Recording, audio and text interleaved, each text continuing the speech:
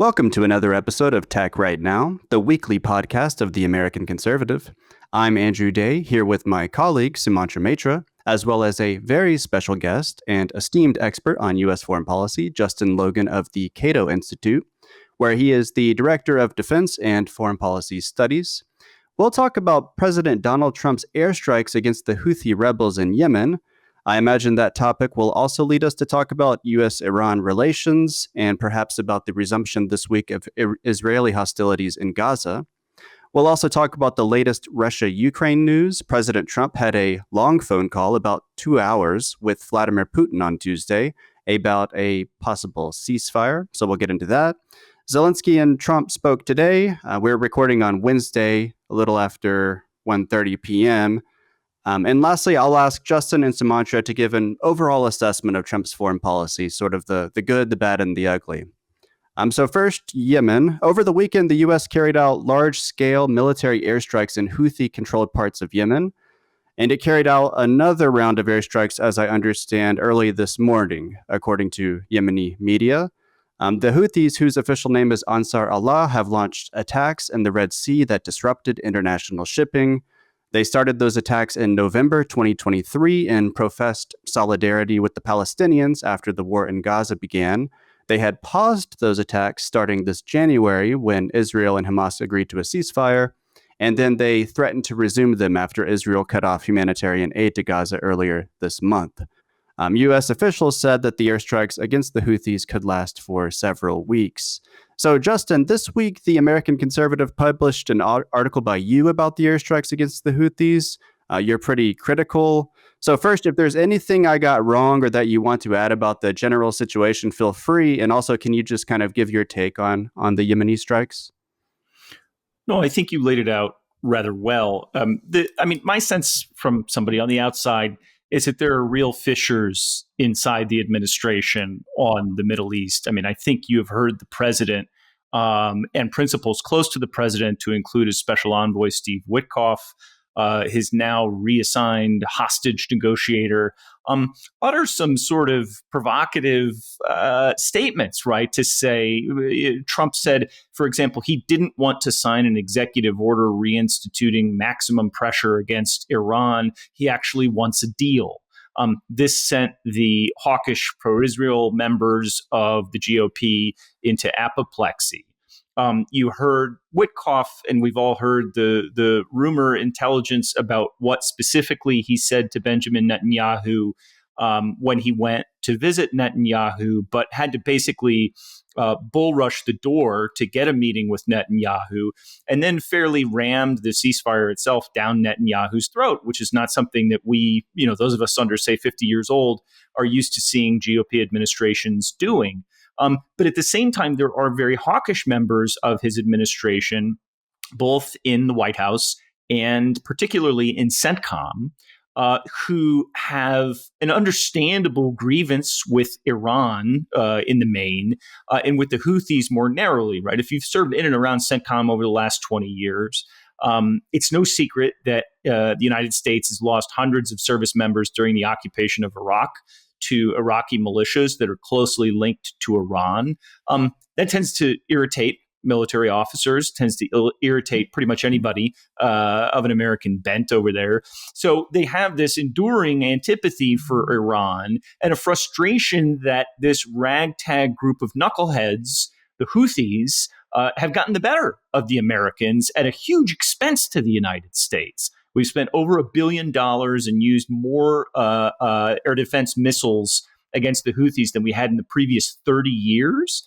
And the Biden administration lost to the Houthis. And so we lost to a group of ragtag knuckleheads in Afghanistan, and the folks in and around CENTCOM don't want to do it again. But to my mind, the problem is nobody has a plan to defeat the Houthis because nobody wants to invade Yemen. And the tactics that the Houthis are using, the so-called shoot and scoot tactics with very inexpensive drones and to a lesser extent missiles, are very difficult to stop unless you're willing to invade and occupy a country, which, thank God, heretofore nobody seems inclined to do. Interesting. Yeah, I have some thoughts on that, but Sumantra, you want to weigh in? Yeah, I mean, I again, it's not much of a debate between Justin and I. We kind of agree on each other on stuff anyway. Look, there are three things that people are talking about in this town. One, whether safeguarding trade routes in the sea is of U.S. interest. Well, yes, agreed, it is, but that's a normative question. The question then automatically becomes, why are Chinese and Russian ships, for example, not being targeted by the Houthis, and only American ships are being targeted, or Western ships? The reason is simple. The reason is we are inclined to be part of a conflict in the Middle East where we don't really have a direct strategic interest. And given that we are inclined to be a part of this conflict in the Middle East, You talking about or Gaza, just for clarity? in Gaza, in support of Israel, when Israel, for example, and Iran had that tit for tat, it was U.S. missile defense which was stopping Iranian missiles from retaliating against Israel. So in any way, we are, per international law, by the way, co-belligerents.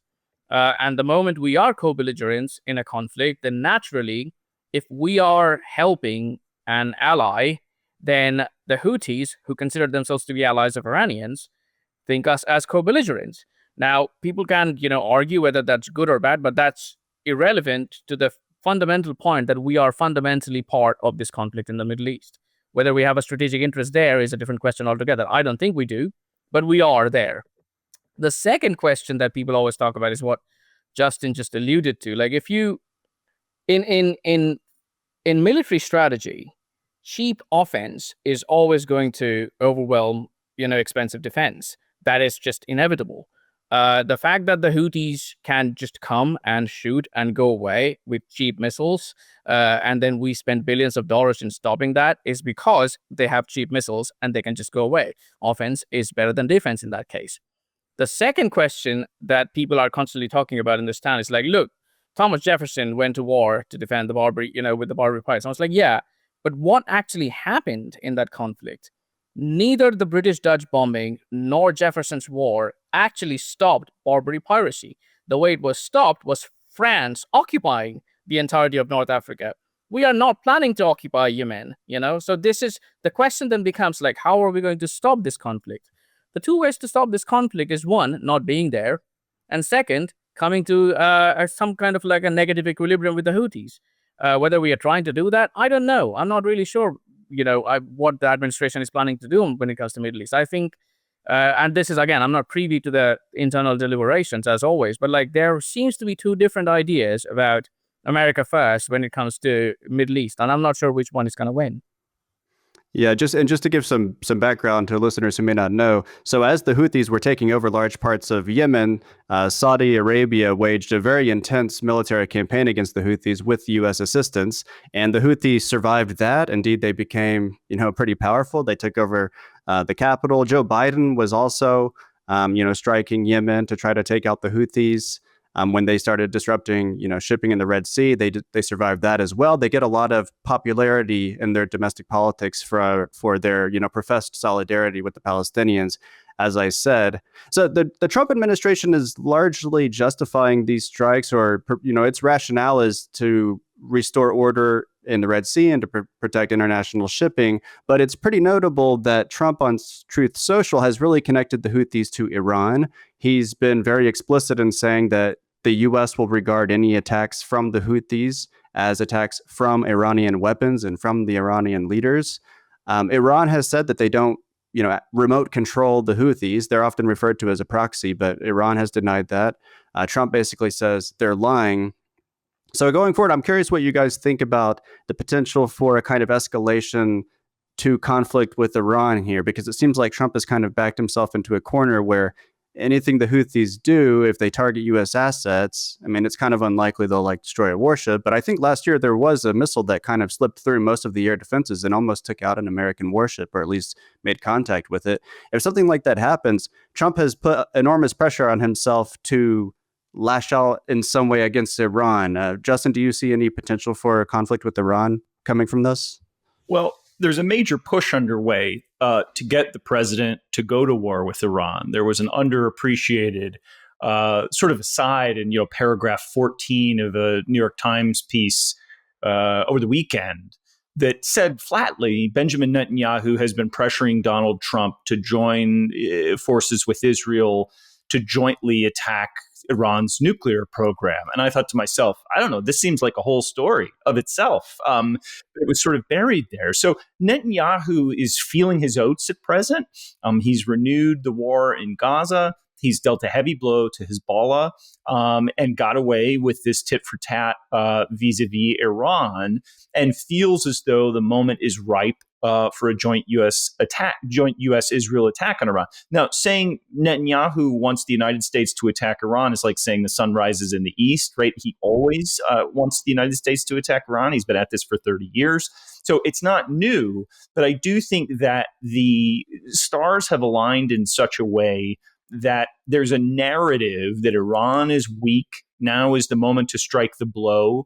Its nuclear program has made significant strides forward, which is true because Iran is trying to develop the ability to pressure the United States to get a diplomatic settlement, which Trump has said is his ultimate goal vis-a-vis Iran. And then you have this whole conflagration happening in the Red Sea, where this is kind of I'm trying to think of a non-vulgar turn of phrase here, but a sort of manhood competition between who will sort of stand down. But again, it's not an arm wrestling contest, right? The Houthis have proven adept at firing cheap missiles and cheap drones and running, which is a super sensible strategy for a force like the Houthis to engage in. And the problem is that the United States is firing gold-plated munitions at huge cost to little effect. And that is sort of the definition of an unsound strategy. Now, Trump has said, Biden was weak, I will be strong.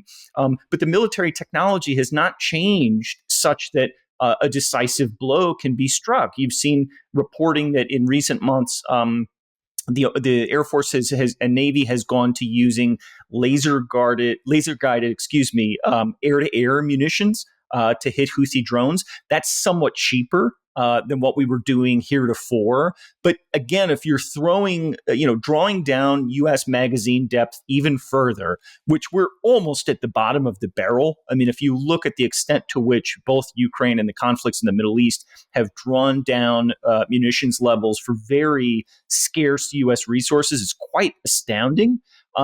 But if you're drawing down even further on those stockpiles and not promising a strategic breakthrough, the reasonable thing to do would be to ask yourself why you're doing this. And I think, again, this just lends itself to, well, this isn't working either, so we're going to have to strike the head of the snake, to go back to the sort of old neoconservative Iraq war metaphors. And one hopes that the president will look on these proposals with clear eyes and see them as what they are, which is a recipe for getting the United States bogged down in the Middle East in a potentially even bloodier conflict than the ones we've seen over the last 20 years. Yeah, you mentioned Iran's weak geopolitical position at the moment. It's worth mentioning that, their proxy network has been, severely degraded during the Gaza war, Hezbollah and Hamas in particular. And the Houthis are kind of the remaining proxy, if we want to call them that. I've already kind of mentioned that I don't think that that's the right word for them. But, the Iran-backed ally that is still seemingly strong and able to mount some sort of show of force. I mean, they're plucky actors, they're ragtag, but there's something kind of military impressive about their staying power. So Justin, just real quick before I go to Sumantra, you mentioned this New York Times article with the buried lead, and I read it. And another thing it said was that Biden was kind of holding back in targeting the Houthis because, he didn't want to, cause a lot of, like a humanitarian catastrophe in Yemen, like we saw during the Saudi campaign. There's also actors even more unsavory than the Houthis who might take over Yemen, and Biden wanted to avoid that. And that article made it seem like those concerns had kind of lessened because of the changes in the situation in the Middle East, specifically with Iran's proxy network being degraded. So that suggested to me that the New York Times was kind of saying, well, maybe Trump could be more effective by having like a bigger and better, bombing campaign than Biden was willing to do. Do you give any kind of plausibility to that claim? Well, I mean, I think that's certainly what the people inside the Trump administration are saying, right? Is that we won't be weak like Biden, we'll be strong, and we'll have a different effect. But you want to look at the concept of operations, right? And what sort of a campaign you're running in order to figure out beyond the political rhetoric what the actual prospects are, right? The battlefield is an unforgiving environment that is not particularly amenable to propaganda or bluster. And to my mind, again, with the exceptions of these sort of marginal changes, like using air-to-air missiles against drones, it really does look to me at this point like a good money after bad situation. If you're not going to be able to destroy the Houthis, and we've seen the Israelis wreak an awful lot of madness and mayhem in Gaza, and the best reporting that we have says that Hamas is at about the same end strength as it was before the war started in the first place. So I would think and hope that we're not willing to run a campaign that looks as destructive as the Israeli one in Gaza. And if we're not, and if it's not even our shipping that we're ostensibly protecting, you got to ask yourself what it is that we're after over there. Mm-hmm. Sumantra, last final thoughts on Yemen? The question is what we are doing and where. At the end of the day, every foreign policy or grand strategy needs to go back to that one single question. Where are we doing what? Yemen was important throughout European trade with Asia, throughout the history. Aden was a British principality. The reason was European and Asian trade. There is still European and Asian trade that's going on between, that passes through the Red Sea. We are not seeing European powers, which are, a lot of them are significant maritime powers even now, including France, Britain, obviously, Germany, and Italy. We are not seeing their participation in an anti-Houthi campaign that they are supposed to do, given that most of their trade is dependent on this line. The second question then comes to what is America doing and where? As we established in the last 10 minutes, that no one, even in Trump's circle, is at least nominally saying that we should invade Yemen and pacify it. Without invading Yemen and pacifying it, we cannot spend a missile which costs $2 million to shoot down a drone which costs $6,000. It is not a sustainable strategy. Barring that none of those two things are happening, neither the Europeans taking charge and nor the Americans planning to invade, what option is there? The Houthis, for good or for bad, control the borders of Yemen. It is an established and legitimate, in some ways in Kissingerian terms, political actor. The moment you have a legitimate political actor covering their own boundaries of their country, a better realist way to deal with them is to figure out a negative equilibrium. What can we offer them which would make them stop doing this? Any kind of compellence in that situation comes after that offer is broken. We haven't so far given any kind of offer to the Houthis. My suggestion to the Trump administration would be, listen to what you're doing, where you're doing, and why you're doing. Ask these basic questions. And if you ask these basic questions, you'll realize that this is not primarily an area of American strategic interests. You might want to step out and let the Europeans figure out what they want to do with the trade routes.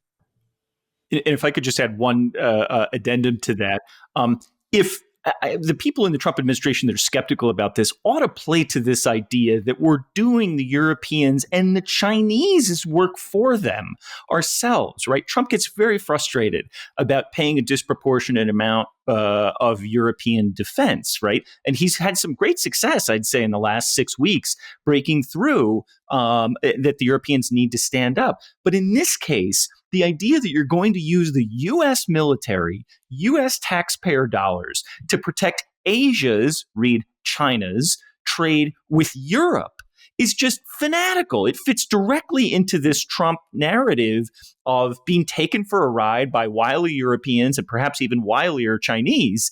And, I would hope that they would impress on him, Mr. President, we're being played for suckers here.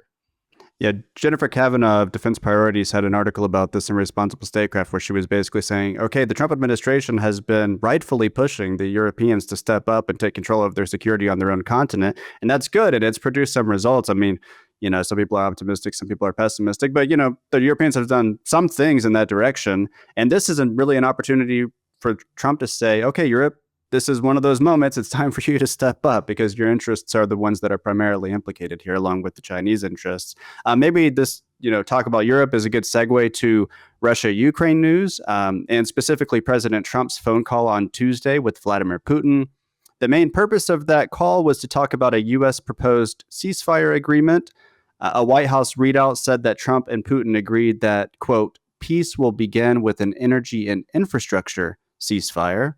So not the full 30-day ceasefire that Ukraine had agreed to last week, but a partial one. The readout also said that the leaders agreed to have negotiations on a maritime ceasefire in the Black Sea, and apparently they discussed a bunch of other topics too, including a potential U.S.-Russia hockey series, which kind of came out of left field, but that's sort of interesting. Special Envoy Steve Witkoff described the call as epic and transformational. The mainstream press seems to be mostly presenting this call in a negative light, saying Putin rejected the ceasefire and even implying that Trump is getting played. An article in Responsible Statecraft that I read this morning offered a much more positive view, saying the call was, quote, proof positive that the rubber has hit the road as serious, substantive U.S.-Russian negotiations over a Ukraine peace deal. So, Justin, what's your view on the Trump-Putin phone call and on the prospects for peace in Ukraine? Yeah, I mean, I wouldn't be a realist if I were too optimistic about the prospects for peace. I think the fundamental dilemma that we have here is if this had all been happening in October of 2022, I think we really could have had a better chance of success. The problem now is that Russia's winning the war and Ukraine's losing the war. And Vladimir Putin knows that Ukraine is losing the war. And that creates a very powerful incentive for him to dig in and either A, continue the war, or B, demand the sun, the moon, and the stars in order for a ceasefire. On the other hand, he doesn't want to be portrayed as the reason that the war is continuing.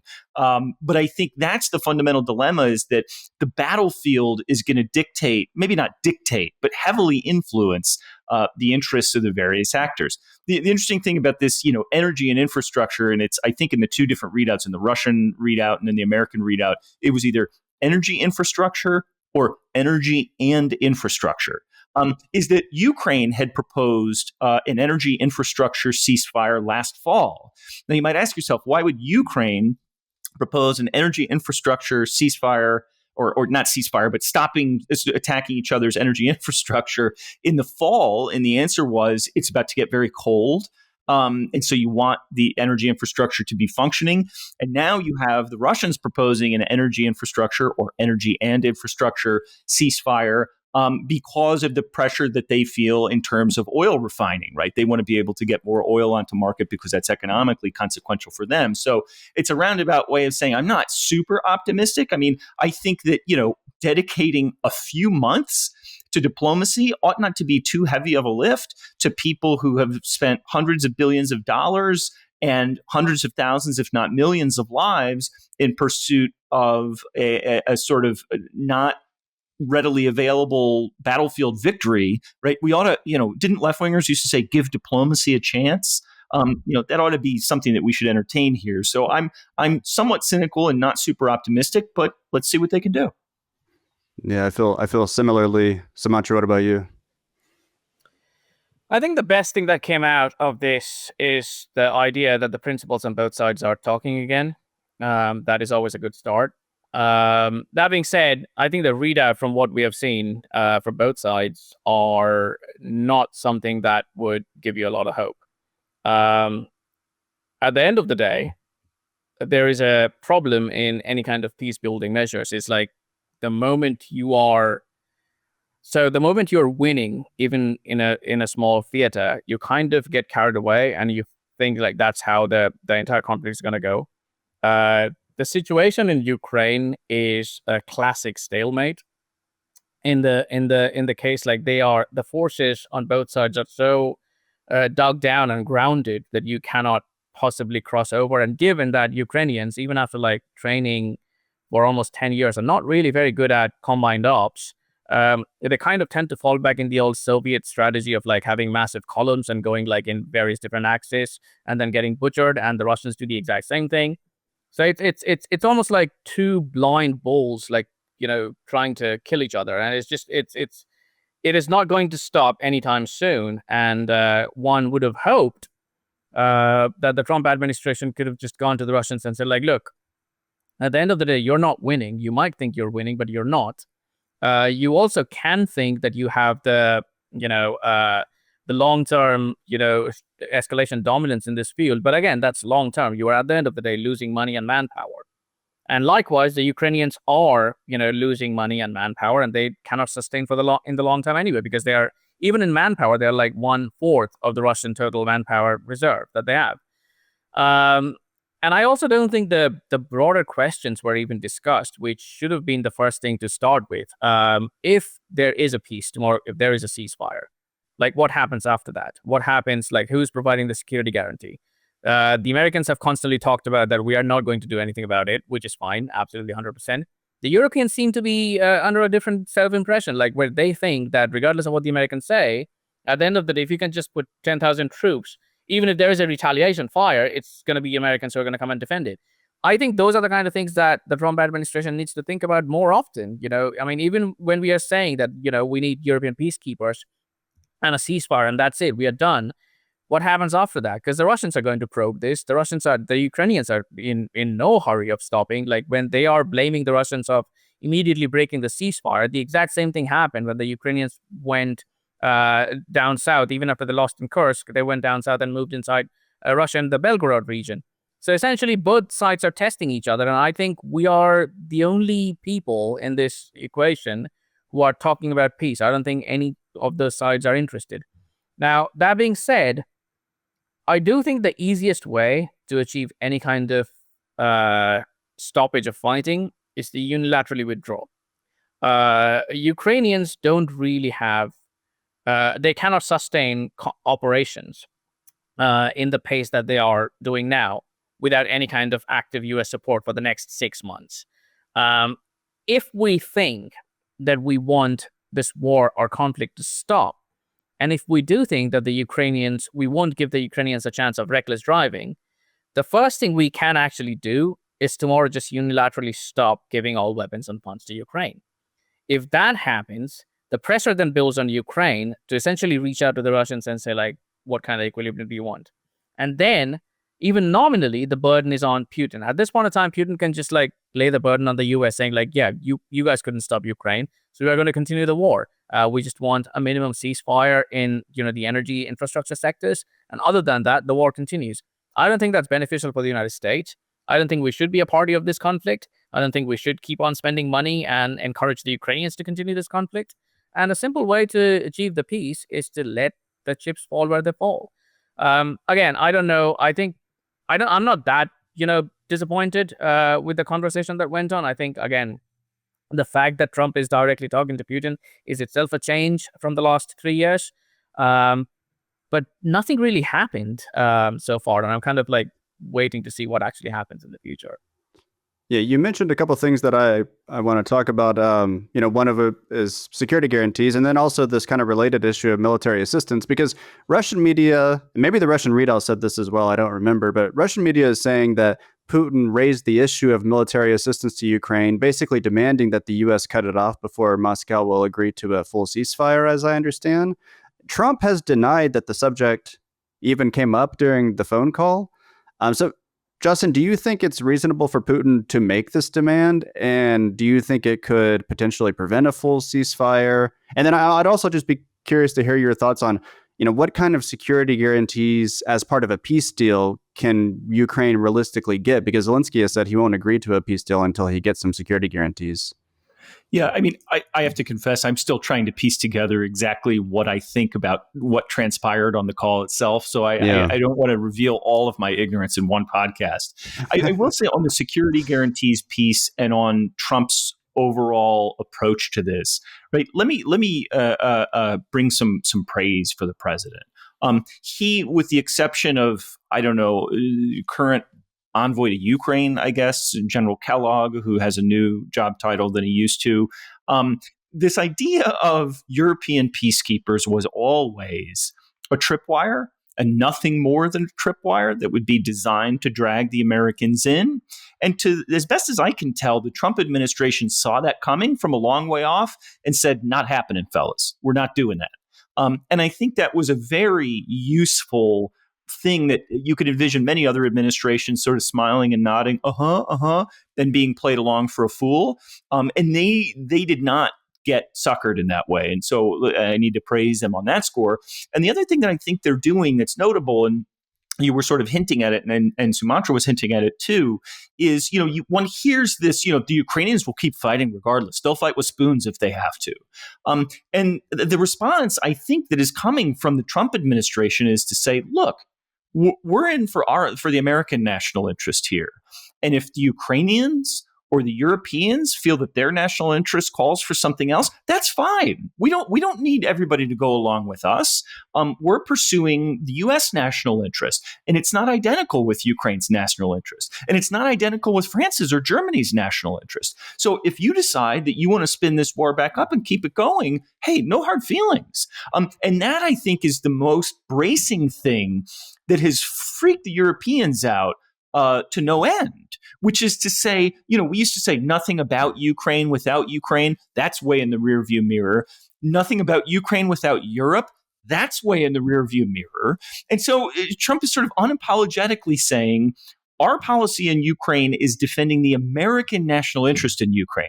Well, guess what? If you think the American national interest in Ukraine is as limited as I think it is, then there's not that much need for all too much of anything to be resolved there. And again, to throw the ball back in the court of, Kaja Kallas and the European Commission, they're absolutely free to pursue whatever policy their material resources will allow them to pursue, and that their interests believe call on them to pursue. Now, I think if you pull the curtain back on that a little bit, you're going to discover, there's not a lot that they can do, in fact. So I think that they have done a good job of both pushing back this trickery on the part of France and the UK with this tripwires nonsense, and to just separate the U.S. national interest in Ukraine from anybody else's interest in Ukraine and say, we're not speaking for your interests. You can do that yourselves, but we're after our own interests. Yeah, there was a... Go ahead, Sumantra. Can I add one thing to that? I spoke with a whole bunch of Europeans when I was in Munich, and they have no idea what happens when the wire is tripped.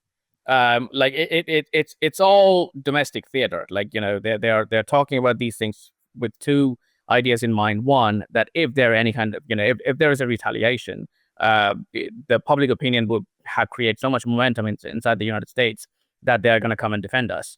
I personally wouldn't risk that, and sending troops and risk a war with Russia based on that, idea. But that's one of the calculations that they have.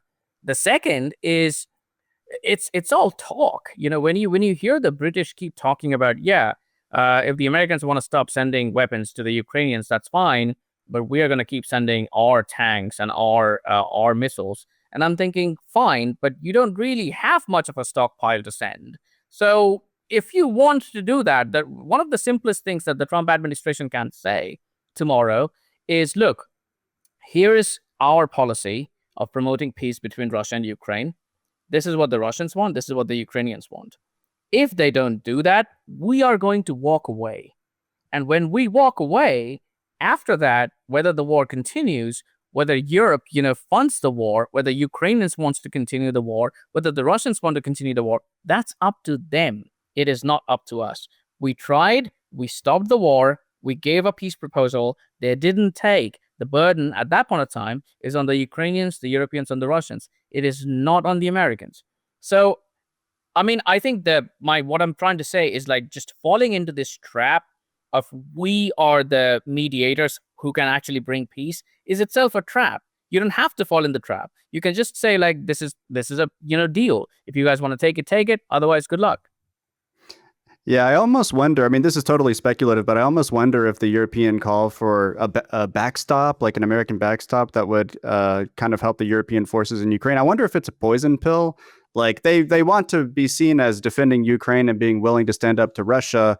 Trump has said that he's not going to provide, security guarantees to Ukraine. And it seems to me that it's just kind of strange that the Europeans just come out anyway and say, okay, we'll put troops in Ukraine, but only if, America provides all sorts of air defense capabilities and logistics and reconnaissance stuff that Trump clearly doesn't want to provide. When you were talking, Justin, about what America's interest is in this, which is basically we don't have a lot of interest in who controls the Donbass. I found it interesting during that kind of dust up with Zelensky that Trump had, that he did say something that gave an indication of what he thinks the interest is. and it's quite minimal. He basically just said, we're involved in this thing. We kind of helped start this war, basically, and we've been giving aid to Ukraine, so we're sort of in it. I don't want to be in it for long, but for right now, we'll keep on giving military support, but you got to end this soon.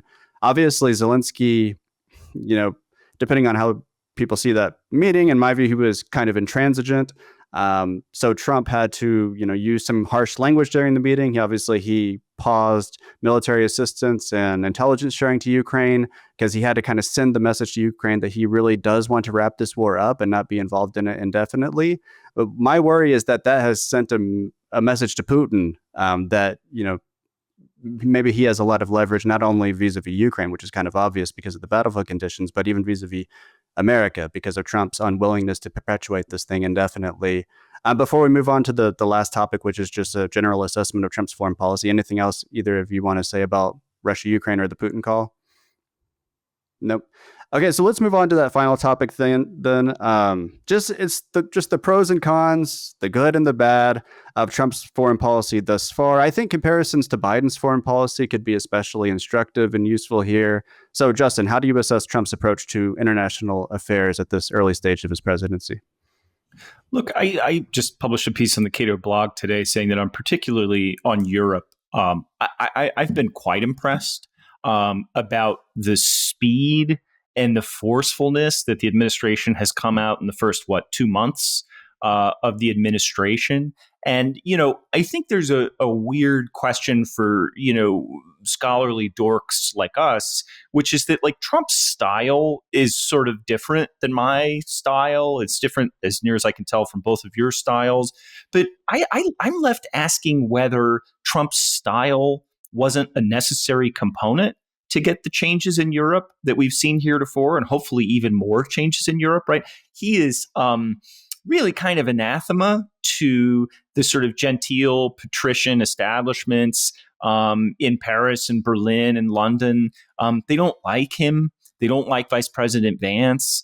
They find them to be gauche and boorish and all the rest of the terms that you can come out and see. And so what I think is interesting is that if you say, well, Trump has been complaining about European free riding, so have American presidents since Dwight Eisenhower, and very little has changed. But Trump has sort of put teeth behind it. And I think by blowing through norms like the nothing about Ukraine without Ukraine, not inviting the Europeans to Riyadh, and just sort of calling a spade, right? Revealing the underlying power realities, it has had a very bracing effect on the European sense of their place in the world. Whereas I think to be stroked by President Biden, who said the U.S. commitment to defend every inch of NATO territory, which doesn't exist anywhere in the Washington Treaty or elsewhere, is a sacred commitment that involves America's honor. It's just nonsense. But when the Europeans, over the course of 3 generations of policymakers, hear that, you start to believe it's true. So going from Europe into the Middle East, I said at the beginning of the administration, diplomats were asking me, well, what is he going to do about Iran? And I said, well, let me tell you the spectrum of possibilities that I see here. One, I could see an open, full-blown war. Or on the other hand, I could see a deal that's probably less good than the JCPOA was, be marketed as the greatest deal in the history of deal making by the greatest deal maker to ever do a deal. And so that was the continuum, right? Was from, 0 on the one hand to 1,000 on the other hand. And I'm still basically there. I think that the ticky-tack kind of campaign with the Houthis is a real risk. I think that there were initially impulses in the administration to do what are really low-hanging fruit in the region, like get U.S. troops out of Syria and Iraq, that have now been stifled by the sort of other gravitational forces in the Middle East. I think that's very dangerous. And then, of course, there's the policy vis-a-vis Israel, which on the one hand has been quite forceful and unapologetic, but on the other hand, Trump goes from this sort of sending Witkoff over to take Netanyahu by the lapels and make him sign a ceasefire. And then Trump goes to Truth Social and says, well, the Israelis can go back into Gaza or not. And then, the Hamas has to let all the hostages out or else all hell will break loose. So there's a message inconsistency there that I think you don't see in Europe. And I think lest we get into Asia, I think that'll be a whole other podcast. So I'll probably shut up with the Europe and Middle East pieces and see what Sumantra will tell me I got wrong. Let's hear it, Sumantra. No, I think the problem with any kind of coalition politics is like you can't get the editorial board of international security in your in the NSC. Like it's always going to be difficult. I think on Europe, the chances of having a generational shift in the paradigm is probably the highest, given that Europe is actually a rich continent.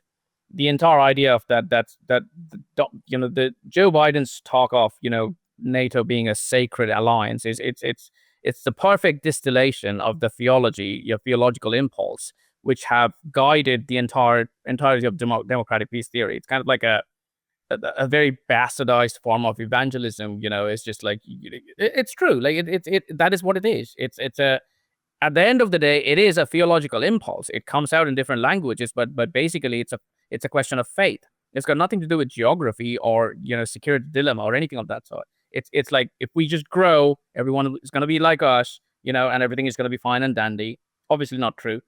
I think Hegset's speech of the good things, Hegset's speech in Brussels was perhaps the most policy relevant speech that I have seen from a realist angle, coming from any administration in the past 15 years, ever since I've been in foreign policy.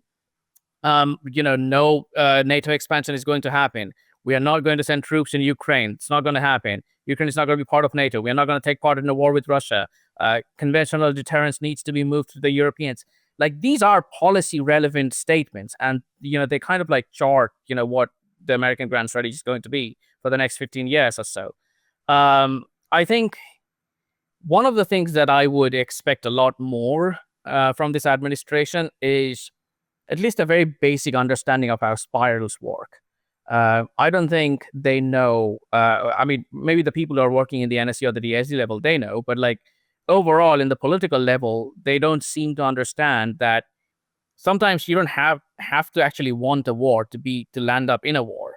There could be situations and things that you do which might lead to something, and then that you're not being able to control that escalation, which is a huge risk when it comes to both Ukraine and the Middle East. The instinct is there. We want to deal with Iranians. We want to deal with Russia. We want to kind of wean Russia off and, side with us on the Arctic against China. We want to have the Europeans pay for their own defense. We don't want to go and fight Israel's war against Iran. We don't want to, all of those instincts are fine. But the problem is then some of the actions lead to counterintuitive, arguments, which then leads to things over which we don't have any control.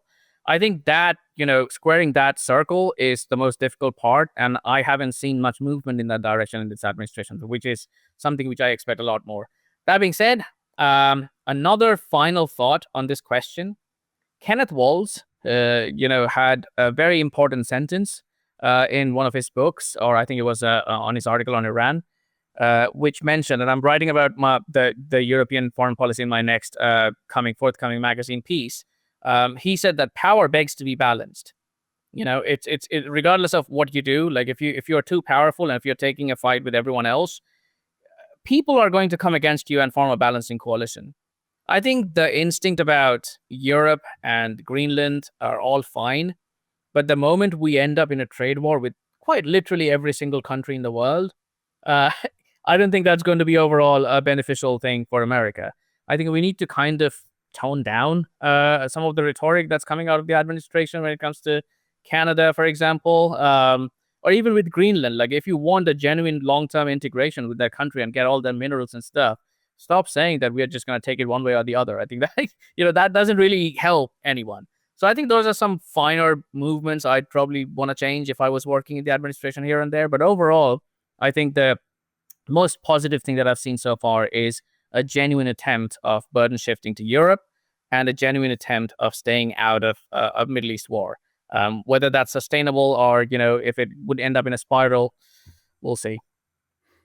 And I would say another positive would be just restoring communication with the Kremlin. I think that that's very important. That's true. Yeah. Yes. I have some criticism, especially of Trump on Iran. I wish he would just do the diplomacy instead of like getting this maximum pressure campaign and trying to put all this pressure to make them desperate for a deal.